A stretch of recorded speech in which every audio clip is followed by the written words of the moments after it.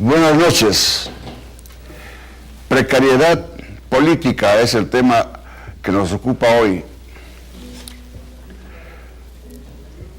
¿A qué viene este título?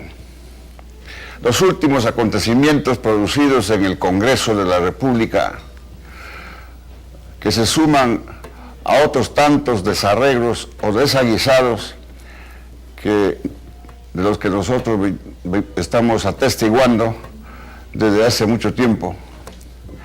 La falta de partidos políticos, el desorden, las renuncias sucesivas de uno que otro congresista, la desaparición de los grupos, la preocupación en la organización de lo que llaman bancadas o grupos parlamentarios porque no existen partidos sólidos. Todo eso demuestra palmariamente la precariedad de la política nacional. Y es que además de eso, de la informalidad en la que se vive políticamente, los poderes públicos solamente llevan el nombre de poderes con algunas pequeñas diferencias. Por ejemplo, en el caso del Congreso y en general el país, el Estado peruano, no ha aprendido la lección del pasado. Quiero referirme, por ejemplo, a los últimos desarrollos que se han producido en el Congreso con la llamada repartija, y que el Congreso en buena hora ha tenido que dar marcha atrás para rehacer su procedimiento.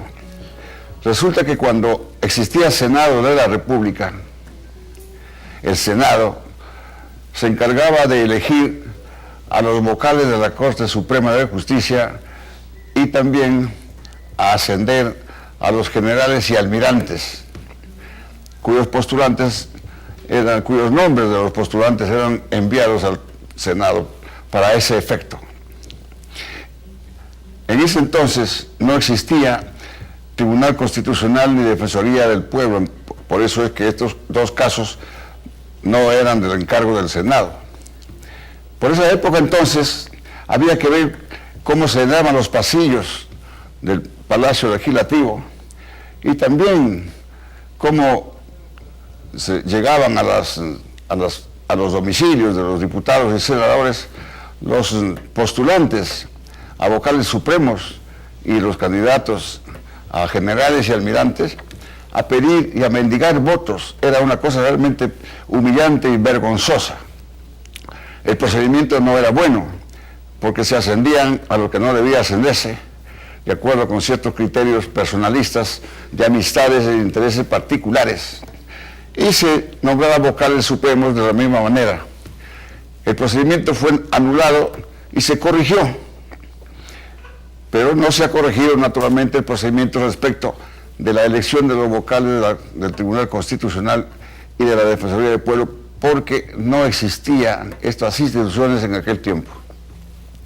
Pero sí se ha reincidido en el error y en la irregularidad en el caso del nombramiento o elección de los directivos del Banco Central de Reserva del Perú.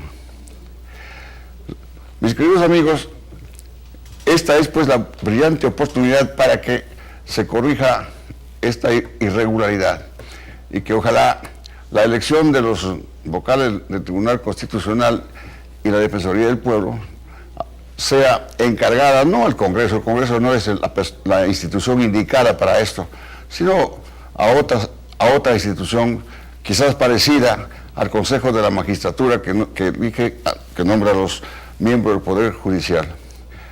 Termino pues, mis queridos amigos, señalando que vivimos una precariedad política, precariedad que se debe a la falta de instituciones, a la falta de partidos políticos que han sido estos destruidos desde la década de 1990 por el entonces gobierno del señor Fujimori.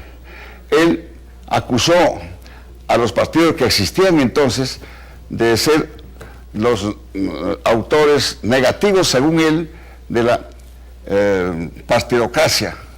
Mis queridos amigos, precisamente lo que falta en este país para establecer la democracia es la partidocracia, el gobierno de los partidos. Mientras no existan partidos, existirán simplemente caudillos que juegan a la ruleta y que buscan colegas para formar las comisiones directivas de las cámaras. Esto no existe en ninguna parte. Las directivas de las cámaras están en manos de la mayoría, o en todo caso, si es mayoría de la oposición. Lo que vivimos actualmente, mi querido amigo, repito, es esa precariedad política que ojalá la podamos corregir en algún momento. Gracias. Buenas noches.